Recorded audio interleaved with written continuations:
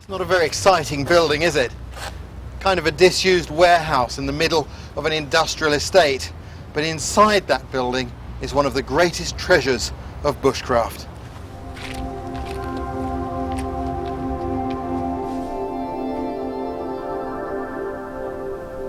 This is a real Aladdin's cave. It's the collection centre for the Canadian Canoe Museum in Peterborough. These are the canoes not yet on show. And there are over 500 of them from all over the world, ranging from dugout canoes to pleasure craft from the 1930s. But if there's one type of canoe that epitomises bushcraft above all others, it has to be this type down here. These are birch bark canoes. The hull is made from the skin of the tree itself, spread with a frame of cedar, and the whole thing lashed together with roots.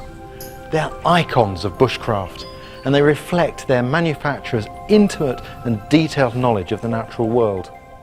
For me, these are the finest craft people have ever created, and in this programme I'm going to learn how to make one.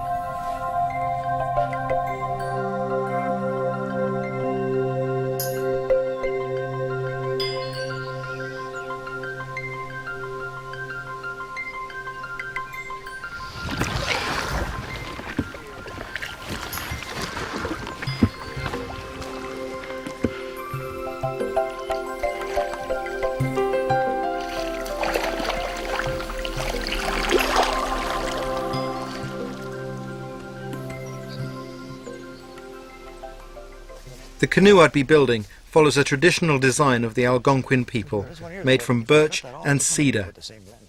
I'd be building it with one of the few people left who knows how to make them, Pinnock Smith, who comes from a family of canoe builders. He lives and works on a reservation to the north of Ottawa. Canada is 25% water, and its network of lakes and rivers mean that for thousands of years the canoe was the most important way to get around. Most birch bark canoes built today are showpieces designed for museums. Our boat was to be different. It was going to be a working canoe made using only traditional methods. Pinnock, when you're building the canoe, do you work to any dimensions? No. Like the canoes are not, it's not exact. I've never seen my uncle or anybody using a tape to measure these things. They just worked with the wood, and if it happened, to be a little thinner one place or it didn't seem to matter at all, and it would work good. I think that's the lovely thing about all these sorts of projects, is that you have to actually listen to what the wood is telling you and just go with the flow. Very different to modern carpentry. Quite a bit. This one here, it's very free. Traditionally, these boats were built quickly. We had just over a week to complete ours, but these are slow and steady procedures. The first task was splitting wood into long strips to make the gunnels. That's the bit that runs along the top of each side of the canoe. In England there was actually a law until well into the 1900s that said that all government furniture had to be made from riven wood that was split, because it followed the grain, because there were cheap manufacturers cutting across the grain. Typical of bushcraft, the whole process is based on a deep understanding of the properties of the materials we were using. There, came out. One piece. That's not bad at all. It's not too bad. With each new split, you need to pause, explore, and reassess the wood you're dealing with. They built in my garage.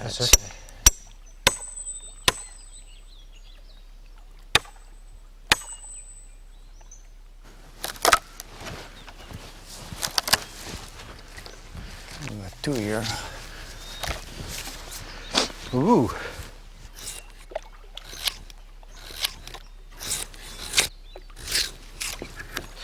What I'm doing is shaping this piece of wood. I've got to smooth it down and make it to the right dimensions. This needs to be about a finger thick and several fingers wide with a gentle taper, as this is going to form the gunnel of the canoe. To do that, I've used the axe to do the rough shaping out, which is a tool I'm most happy with, but now I'm finishing off using the crook knife, which is virtually a unique tool to this part of the world, and it's absolutely ideal for smoothing. It's kind of a cross between a draw knife, a plane and a gouge. These skills were once commonplace, but as I found with so many traditional skills across the world, things are changing. I remember when I was young, in this area here, canoes, everybody's making canoes. It would have been funny if you didn't know how. It would have been strange you didn't know how to build a canoe 60 years ago here. You know, at least have the knowledge of how it comes together and stuff. And today, even the natives on the reserve would come up to me and say, they're surprised that I built canoes. That's how much of our culture we lost in 50, 60 years. You know, it was... Today, there's some people you meet, as far as they're concerned, a canoe comes from a sporting shop. You know, there's no such thing as going into the bush and... Make one for yourself. I know you don't use rulers and measures when you make these canoes, but so far we haven't compared any of the pieces at all.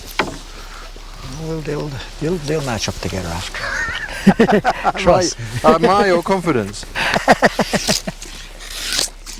That's generations of canoe making experience speaking. This whole area is alive with the spirit of the canoe. One of the most famous canoeists of modern times came from just down the road. Like me, he wasn't an Indian, but he earned a special place in the history of canoeing. Bill Mason. It's a feeling of almost euphoria to get out here, and I've got a canoe load of food and I don't have to be back by any set time. And it's just the greatest feeling of freedom I know. Bill Mason really was the doyen of the open canoe. His enthusiasm that came through all his films and books was simply infectious. He inspired a whole generation, including myself, to go out, pick up a paddle and go out into the wilderness in canoes. Bill Mason died in 1988, but his children are both immersed in the world of the canoe. Daughter Becky divides her time between art and teaching canoeing to a whole new generation. My dad, he passed on the love of wilderness. Canoeing, yes, it was important, but he didn't force us to go canoeing. So he just said, this is a vehicle, would you like to come along? And of course, as a kid, you want to come along.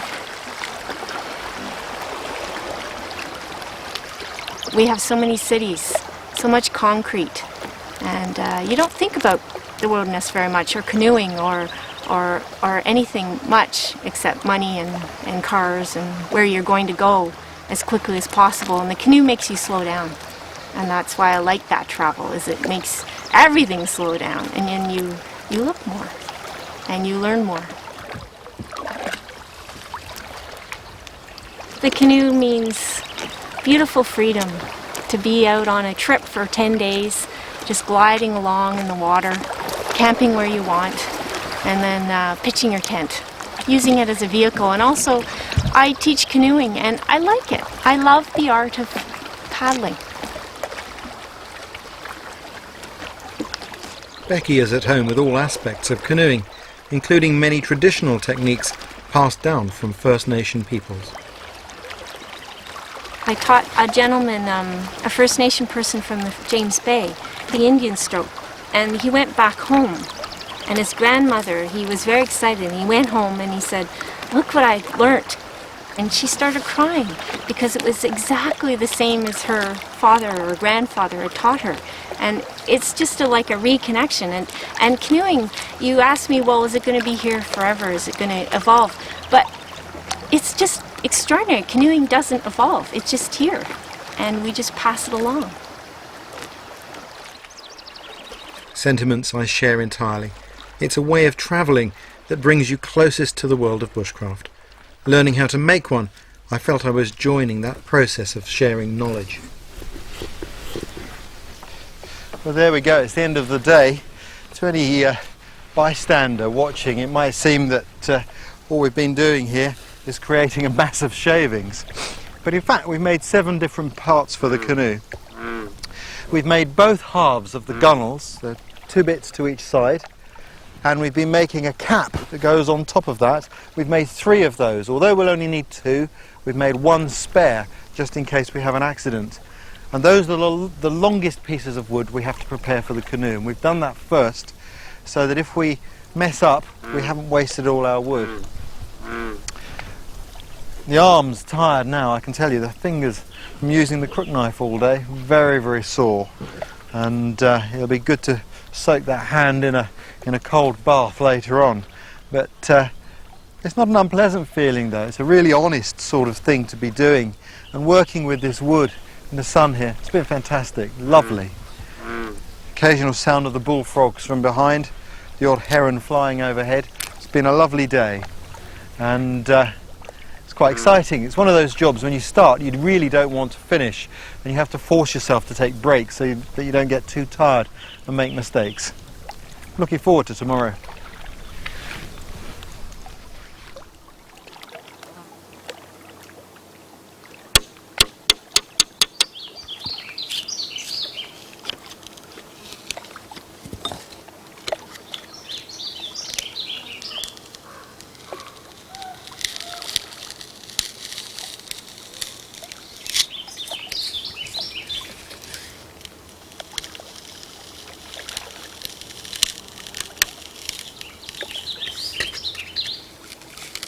When you do things traditionally, that means making the jig you'll use to build the canoe as well as the canoe itself.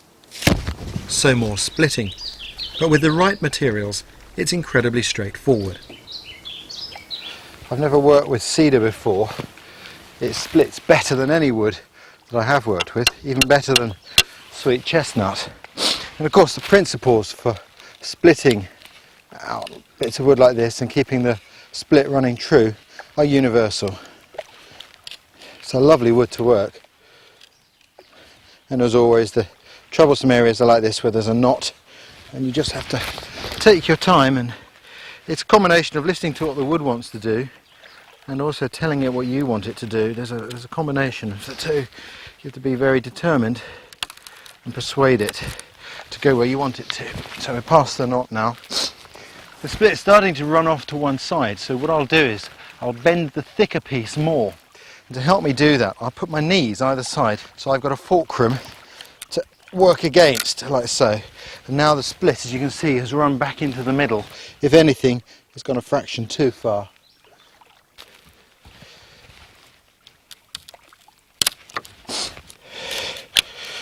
I think one of the things that fascinates me about wood is all trees have different personalities, and this wood is it's a gentle wood that needs a little bit of gentle persuasion, but at the same time a very reliable wood. Fabulous.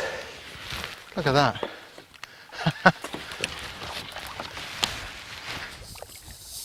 Making everything by hand makes sure you extract the maximum value out of every piece of wood.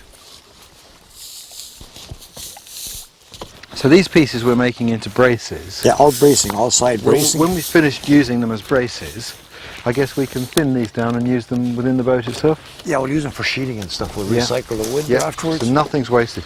So even the jig and the frame that we're using to build the boat becomes a part of it. Yeah.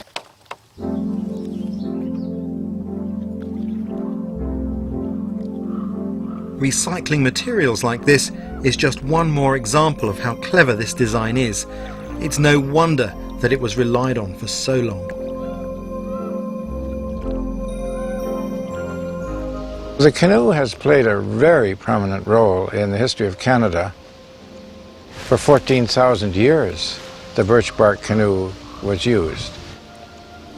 The First Nations people needed the birch bark canoe because that's all there was to ply the waterways to accommodate hunting, fishing, trapping, moving their families, and all of these kinds of essential things.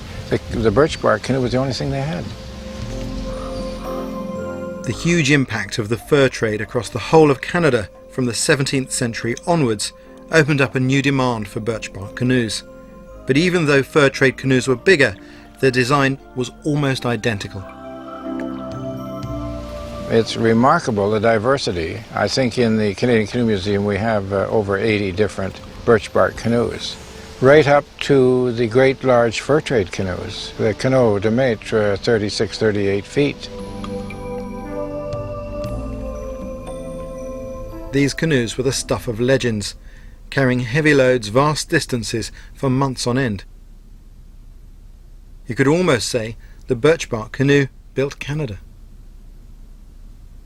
It was this characteristic ribbed structure that we needed to think about for ours next.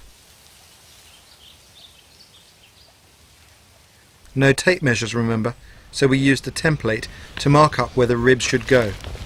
Whilst that may seem straightforward enough, you need to know what you're doing. It's really interesting. Although we're very early on in the building stage of the canoe, we're having to make important decisions right now. And the spacing of the ribs determines essentially where the thwarts go. The thwarts are the pieces of wood which spread the canoe above the top. And we have to have enough room that I can actually sit in the canoe and get the load in the canoe. It was also the time to determine the width of the canoe.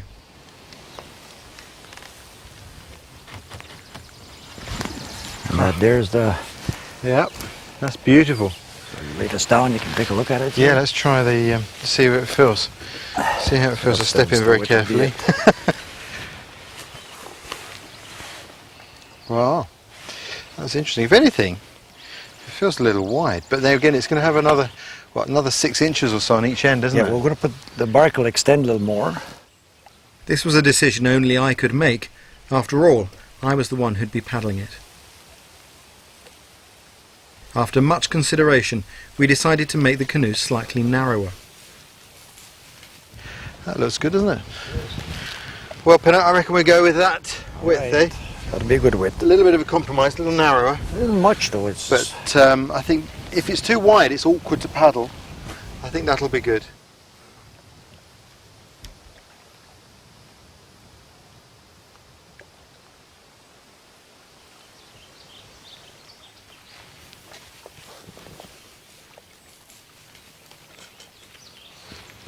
So what do you reckon, about here? I think it's better than the other spot. It's a little bit more... Only other way, I More thought, level. was maybe to go This end that way. goes down a bit, but right here... This goes down a bit here. Yeah. But But maybe, that end... maybe It there. should be starting to rise by then. We've been searching for a nice piece of level ground, and it's quite a critical decision, because if the ground is twisted, when we build the boat, it'll be twisted too, and that's the last thing we want. What we need is nice level ground, maybe with a small dip in the middle to give us a bit of rocker, which will enable the canoe to turn better.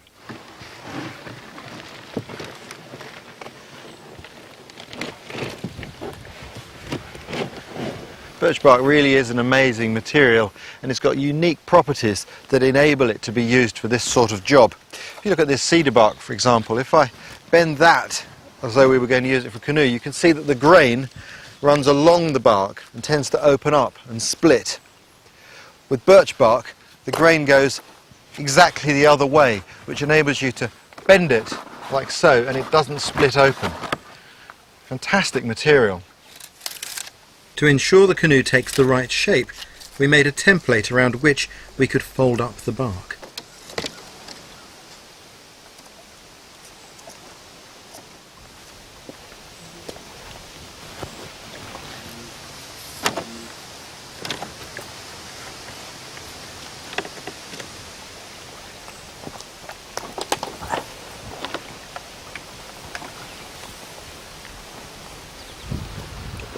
With the template weighted down, we could cut slits to help the bark to fit around the curve of the canoe. So, Pinot, how did you learn to build canoes yourself? Yes, sir. Learned from my uncle. Yeah. That's, well, I seen canoes when I was young, being built all the time, because my grandfather was building canoes till a very late age, and I used to see him do it, and I see my father build them. But I actually started working with my uncle. Oh, it must be 10, 12 years ago now. Yeah, I just decided to take the summer off. Told my wife I was going to quit work and build myself a canoe and to do a Birch Bark Canoe. And after I started, just never went back to work. You know, just continue to do it. I do it every year and try and make a So couple did you of- ask him to build a canoe, or? No, actually, I ran into him and he didn't have the confidence in me. He asked me if I built one. I said, no, but I seen your father doing it and my father. I said, I got a pretty good idea. He said, oh, you can't build it on your own, so I got to help you. So he was bored, so it was good for him. And it was extra good for me, because I got to learn things from him. You know, each person you build with, they show you something new all the time. Yeah.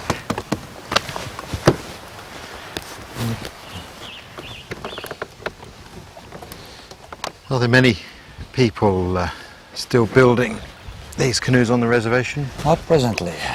Actually, I'm the only active one right now that's building canoes. There's another community up north here that they're starting to build. There's a few. There's a cousin of mine, he's starting to build the canoes, and there's a few around Golden Lake. There is an interest in it, and there's other people taking it up, you know, they're doing canoes and stuff, so. But there's not that many active ones now. Who's this little helper? Hello. Hello. You come to help? You come to help? You know, and that's just for you and your portage. All the canoes are made like that. I don't know.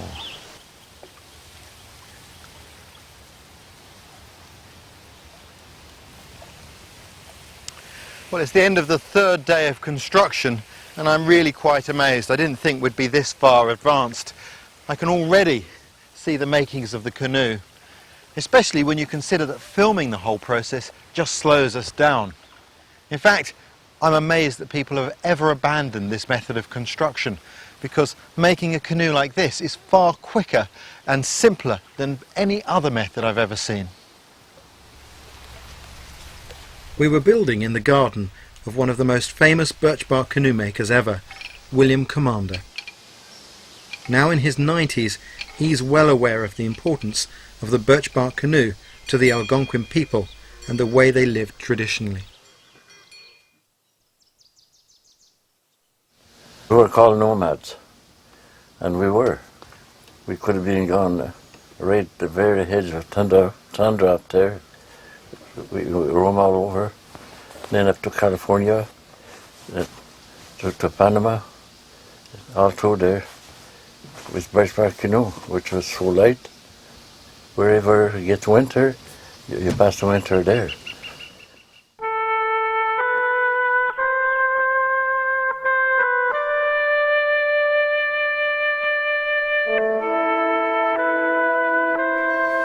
I used to go in the bush. I had the quirt knife, the hacks. I go out there and 2 weeks, 3 weeks, come out of the canoe. I didn't bring no knives or nothing. You love the canoe. It's your life. And you know, canoe, you could keep a canoe for 100 years.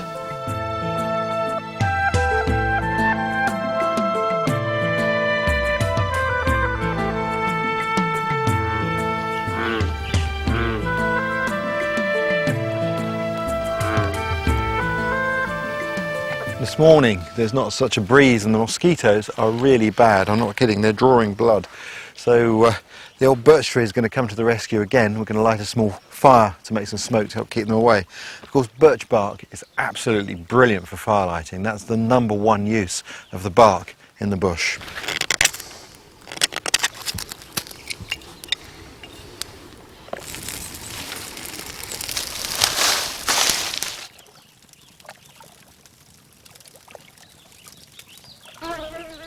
So you want that split in half again? Yeah, we'll just split it this way. That way, yep. So you don't quarter it. No, and then re-split it again. The canoe is held together with spruce roots, which need to be split first. Yeah. It was great to learn from Pinnock. I'd used many of these skills before, but not on such a scale. That's where Pinnock's knowledge and experience are priceless.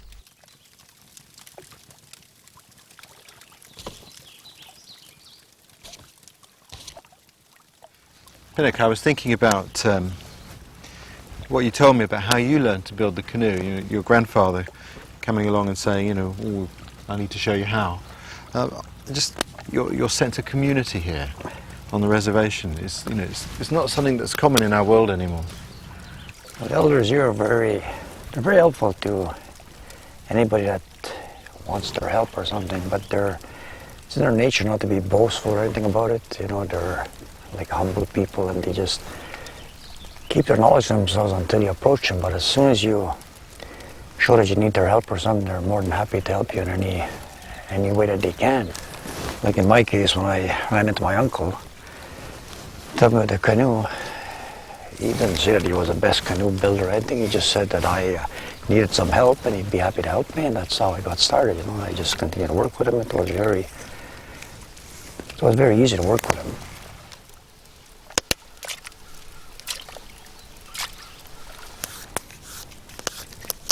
The next job was stitching additional sheets of bark to bring the middle of the canoe up to height. They need to be pegged first.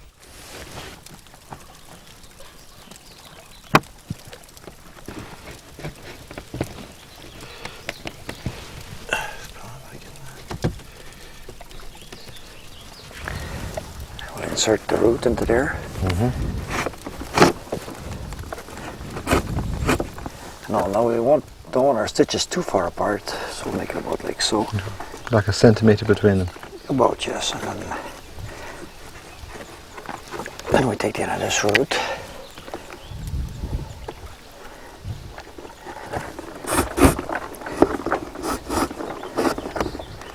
Yep. And then we gotta take the other root and shove it back out in the same hole again. Because we're gonna be double stitching it. Yep.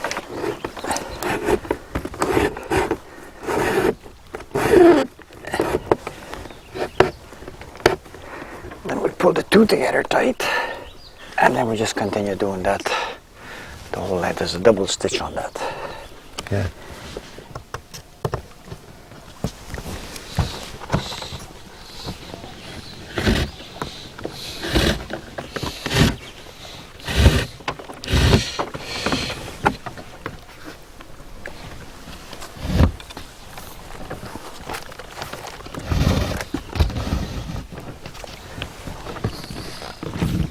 There's something really satisfying about this stitching. Although it seems like it's a long job, which it certainly is, I don't think it's tedious, because every stitch you put in, the bark starts to feel more like a canoe. You really feel as though you're making progress.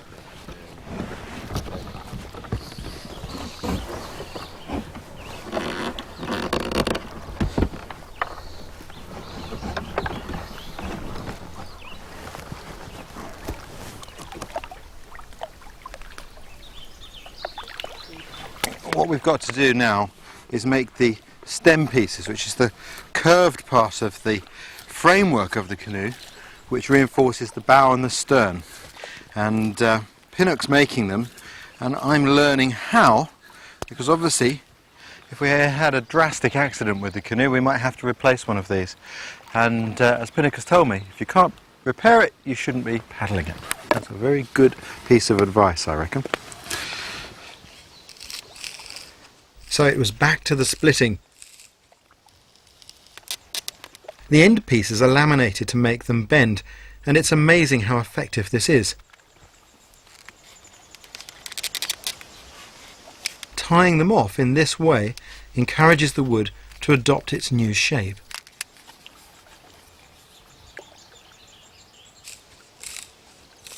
Next it was making the ribs. If the bark is the skin, the ribs are the skeleton of the canoe. I don't think I've ever split so much wood, but we needed about 24 of them. And before we used them, they needed a good soaking to make them flexible.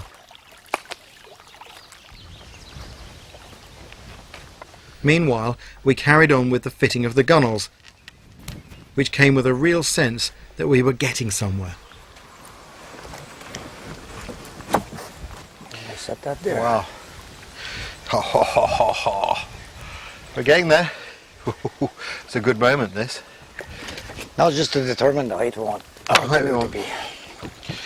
When we take the planking out, we're going to get 2 inches or so extra depth, aren't we? At least 2, you know, probably at the end it'll be about that height. About that height. God, it's another critical decision, isn't it? It's all right for you, Pinnock. You're not going to have to paddle it. Probably about there somewhere, I reckon. Oh, a fraction higher maybe. It's a really unnerving moment. I'm purposely resisting the temptation to get a tape measure out and measure a modern canoe. The whole magic of these canoes is that they're made to order. You're in the field, you're making decisions with your eyes and your hands and your body. And but this is the nerve-wracking bit, because if we don't give ourselves enough depth, then the canoe, when it's loaded, will sit too low in the water. If we make it too high, then the gunwale may be so high it's difficult to paddle, and it'll catch more wind. So it's a fine line to draw between the two. And it all comes down to the mark we put on this stick. I think it looks good. There. Yeah. I think so too.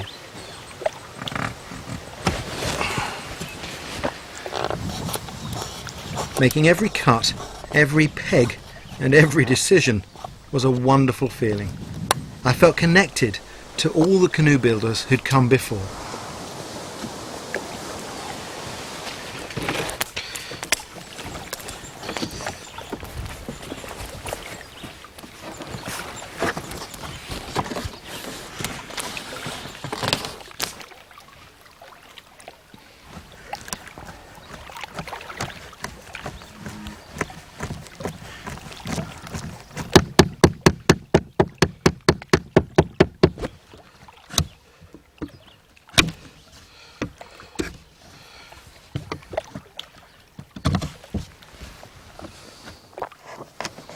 Pinnock showed me how the gunwales are stitched to the Again, we bark. try and keep the round side. The thinking behind every stage of the construction of these craft is so detailed.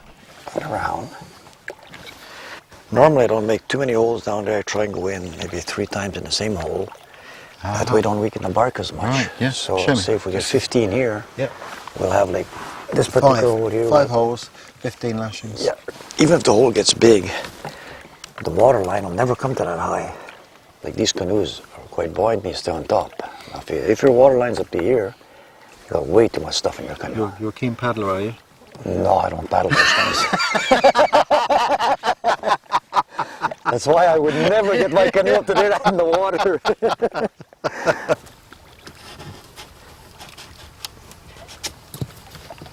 To pin it, we're building this canoe with all traditional technology. Crook knife, all hand tools. There are people who cheat, aren't there? Yeah, you can use a drill to make these holes, you know. And the only difference is that with the drill, you're actually removing the fibers of the bark. Whereas with the awl, you're just separating it. And the bark tends to want to close up on itself afterwards. The bark wants to heal itself up, so it's better to use an awl than to drill out the section. Just think, bringing a power tool to a project like this completely transforms the whole process, and you might as well be making a modern canoe. To me, the part of the magic of this is that if we didn't have a metal oar, we could be using the leg bone from a deer or a caribou.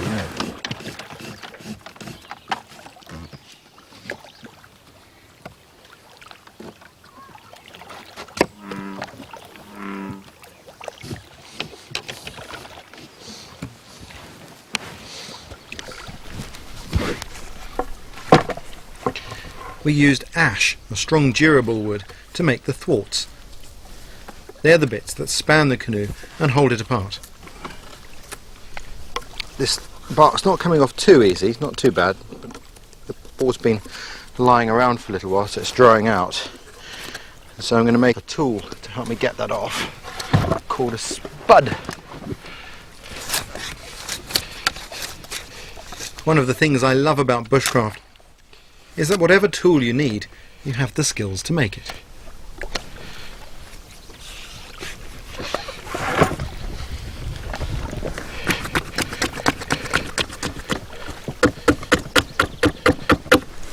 And off comes the bark.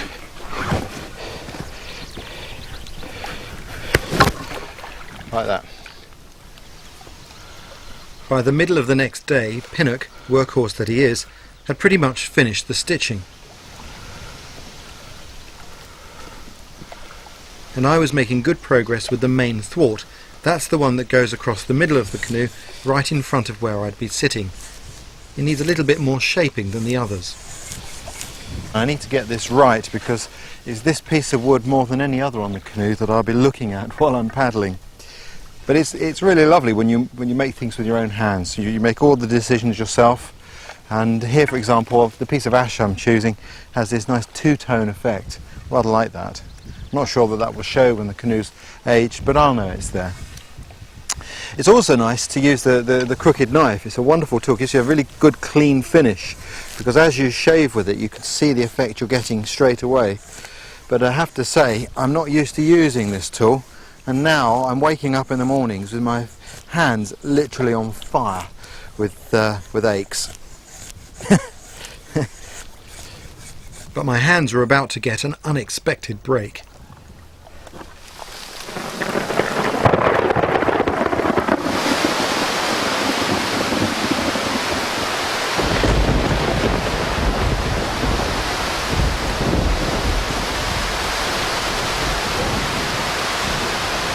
Well, I tell you what, I'm staying well undercover, because somewhere up there, according to local tradition, is a thunderbird.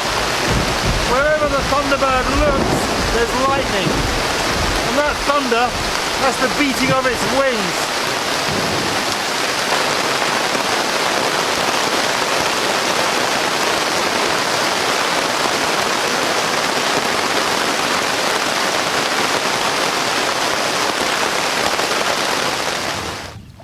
Well, I don't know. Midsummer, look at the size of those hailstones. That was really some storm. Absolutely terrific. I love it though. I think storms like that, incredibly exciting to be out in. Wonderful. And in some strange way that storm and the experience will be part of the memories I associate with this canoe. All part of the canoe's birthing.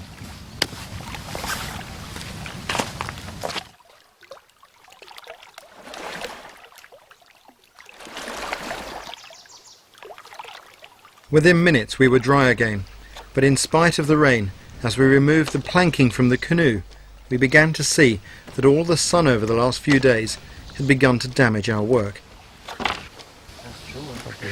And that's exactly the moment William chose to visit our build for the first time. Give it time.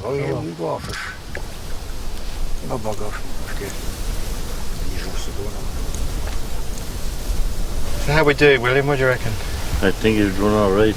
But there's going to be some jobs that put it straight here. Yeah. Yeah, that's where the sun has been on it, isn't it? Lots of hot water. Yeah.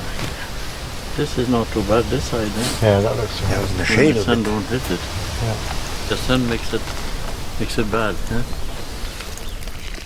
Whatever the condition of our bark, we still needed to press on by preparing the ribs.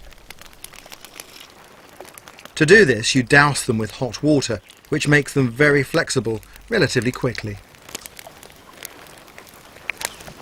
Wherever you need strength in the boat, it's achieved by using the natural qualities of the wood itself.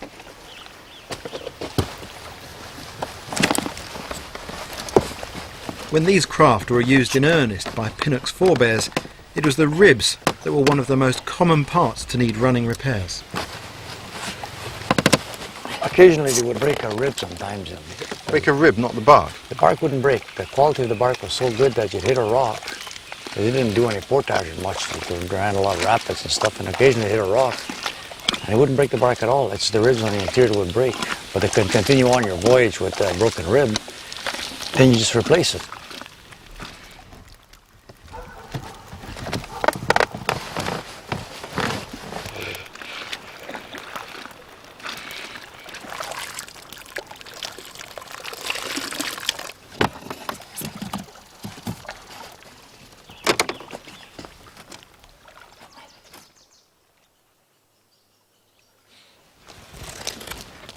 We were still on schedule, just.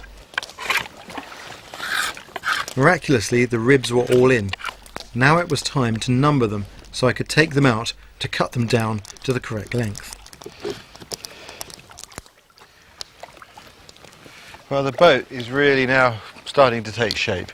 You can see that it's a canoe. As the ribs go in, the hull shape is really beginning to form.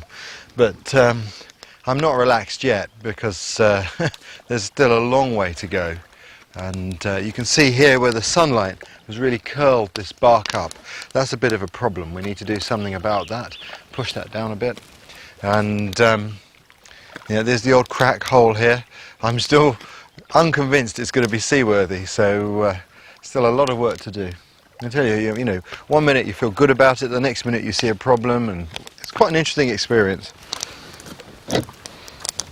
It seemed a long time since we'd started, even though it was only a few days. But if we were going to finish, our work days were going to have to get longer and longer. We're really pulling the stops out to get this done. We've been joking because up here, you know, if you walk on snowshoes and you get aches and pains from walking on snowshoes, there's this French phrase for it called mal de raquette, and we've been joking about mal de couteau croche, and that's the pain that comes from the crooked knife, because both of our hands, we're waking up in the morning feeling like our hands are 4 times the size they actually are. How's the mal de couteau croche? So, this is the... That's what we're feeling. But we had no choice. We had just a couple of days left, and we were both determined to get it on the water. The work had to continue.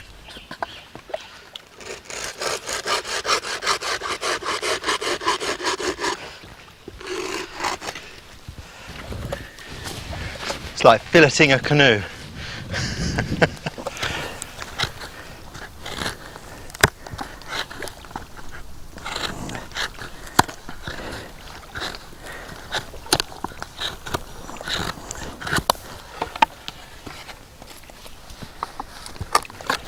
I think this is my favourite part of the canoe. It's so ingenious, the way the wood is laminated and then bent up to form the front of the canoe, and the little man then sits there, and then the gunwale sits on there holding the weight, so you can see how the shape of the bow and the stern is formed by these 2 pieces of wood.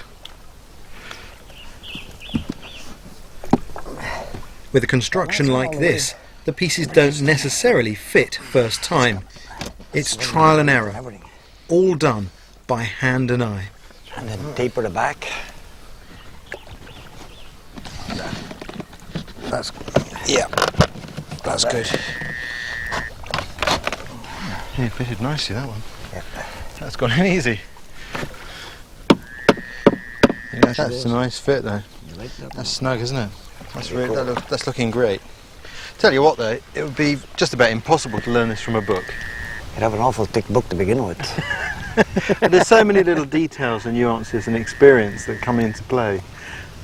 Yeah, it's a lot of, like we just did there, you know, fitting first, take it back out. There's no pre-measurement. I couldn't tell you, make this piece a certain width or height, because each canoe is different. There's no, every canoe is individual. You don't have all the same parts in it. I couldn't sell you a kit that says this is going to work. No. Because when you put it together, it's not going to work. Because the bark, you can't predict how that's going to behave either. The rise, you know, and the way it's going to play and stuff like that. So it's quite difficult, I think, to follow directions and now to make one that's very better. much so. Yeah. Hands-on is the best way. That's another thing I love about bushcraft. It's all hands-on. Pinnock showed me how each of the ribs needed tapering slightly differently. No 2 parts of this canoe are the same. Might just chamfer that.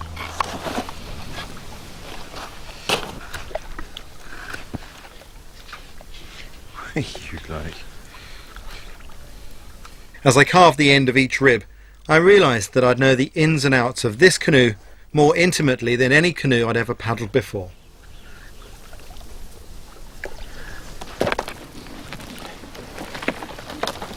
But before the ribs could be finally fitted, we needed to take a closer look at our bark. Look at this. I'm not so keen on that, Pinnock. What do you think? We dried it out too much.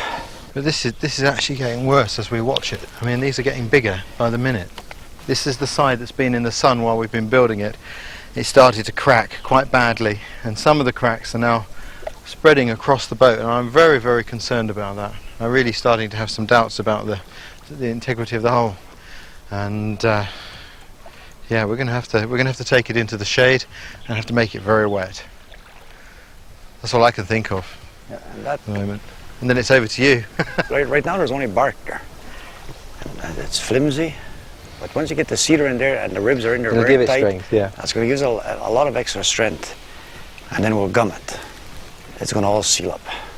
Okay. Okay. But I know your concerns. You know, Yeah, it's, well, you know. looking at it like this, sir, I wouldn't get into it either, you know. Right.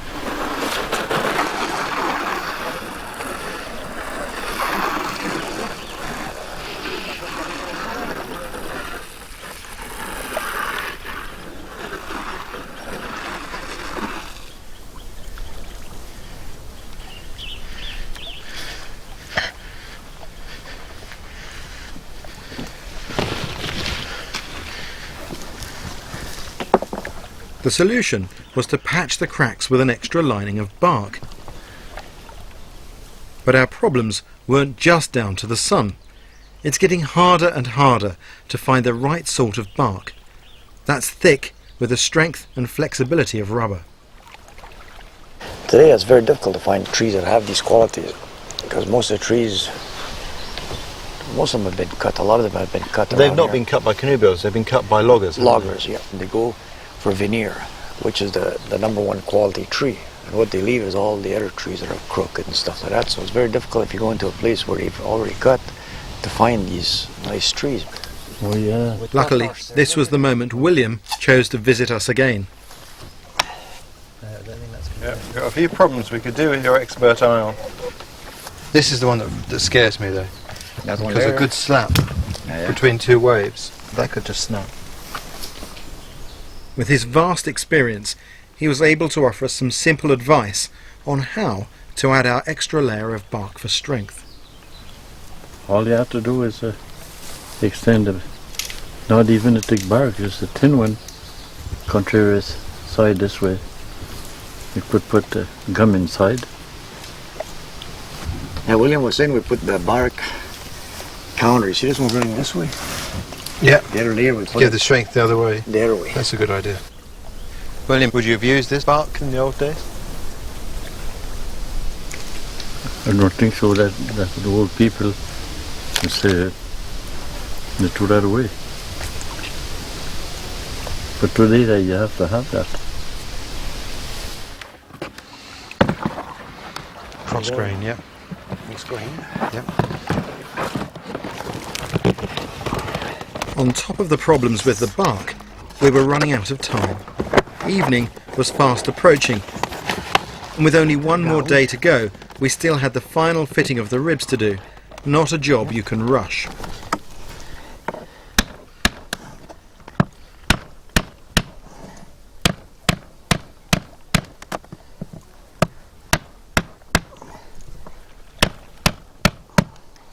Between the bark and the ribs we placed sheeting like this, which is also split cedar. You can see how thin that is, but to give you an idea just how thin, we shaped the ends here with a pair of scissors, like so.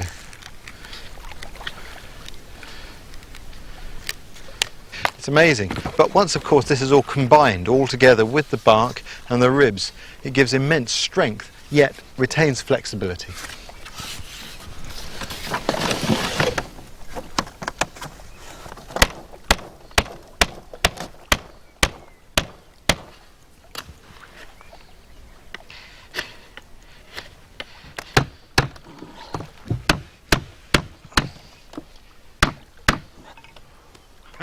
My pants are stretching or I'm losing weight. I don't know about you, I need new hands. Oh, you need new knees as well. New knees, new hands, all new. I'll order a new body. I've met some wonderful people in my work, but I don't think I have ever worked with anyone as dedicated, reliable and determined as Pinnock. He's that rare breed that's true to his word, no matter what the cost.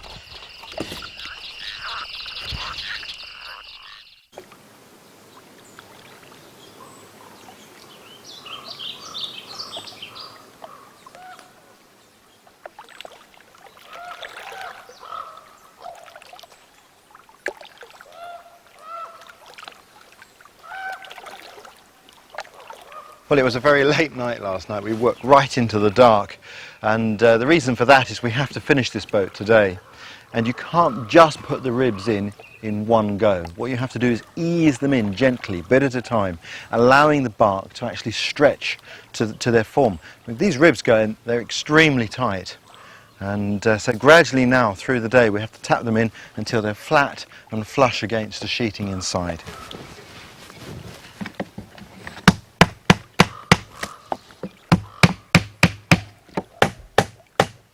We had to tap the ribs in, finish the bow, add the gum and resin.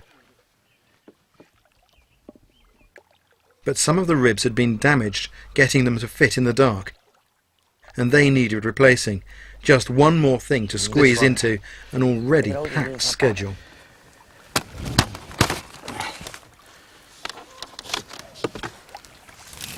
Okay, right. Bending, isn't it? Give it a good. It's right there. Go on. Going in. It's hard work though. Blimey.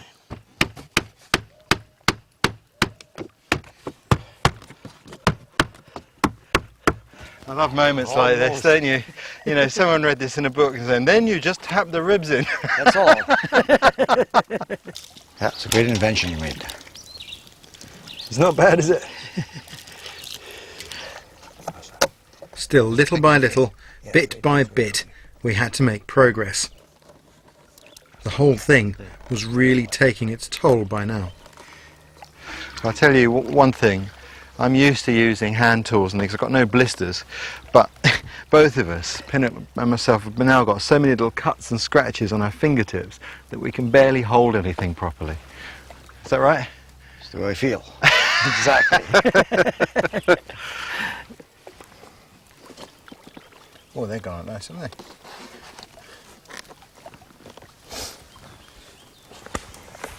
Even though we're up against the clock, we're still wanting it to be just right. I actually think that that willingness to push for perfection is a really important part of bushcraft, because you know, sometimes if you're in a blizzard and you've got to make a fire or build a shelter, if you take shortcuts, things don't work. It's that dedication to getting it right that makes all the difference.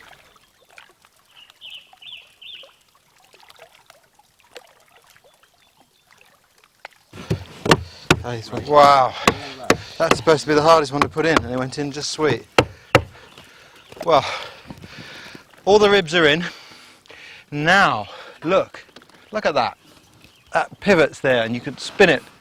That's what we call rocker, and that enables this boat to turn beautifully in the water. Pinnock, you're a very clever man. It's beautiful, absolutely staggering, and it's not yet finished. What we've got to do now is put spruce pitch on the sides to keep the water out, and then we can paddle it. Let's do it. Let's go for it.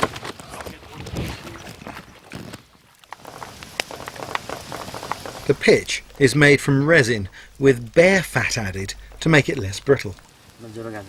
Uncle, don't. And get one over. Get this one over. This one's okay. We didn't close it quite tight enough. The final steps, like a great artist finishing a painting. Smells of the forest. That's what's nice about the pine pitch here, is it? It's pine resin mixed with fat. It smells absolutely of the forest. It's beautiful. Of course, what's really interesting about these materials is that, you know, to repair your canoe, you don't have to carry a box full of epoxy or anything like that with you. You just go to the forest and collect some resin from a tree, weeping naturally from it. Brilliant. But what I can't understand is you're not really a paddler of canoes, and yet you've become interested and very expert in the manufacture of these traditional craft. What made you do it? I don't know, I think it was just time that I did to get to make a canoe. I felt it was very important for it's part of my culture, and I'm proud of that part because it's my ancestors that first made these canoes, and the simplicity and how they became to use these particular materials makes me very proud of my culture, and that's who I am, you know. So that's why I enjoy doing it. Even though the quality of bark is not the same, and my canoes, you know, is not as sturdy as I would like them to be, I still like the canoes, you know. It's just something I like doing because it is part of my culture, and it makes me I'll tell you what, the proud of who I am. Will be when we put it on the water shortly. No, it won't be long now. We'll just A little bit more gumming around.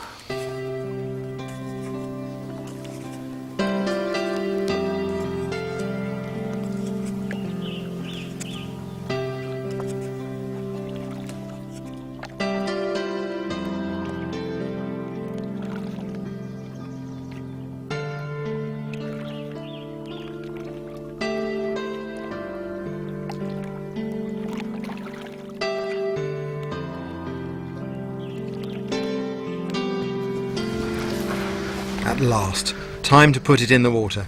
Our first chance to see if all the aches, sweat and sore hands had been worth it.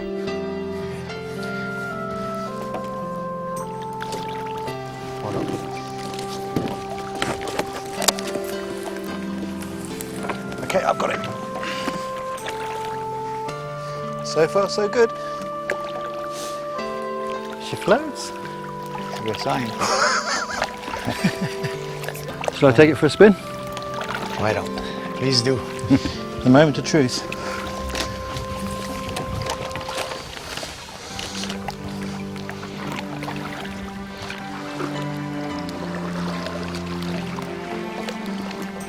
Beneath me, the wood, bark and roots were finally transformed into a living vessel.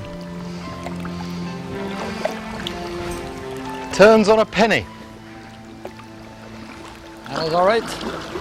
Fantastic. Looks good. Fantastic.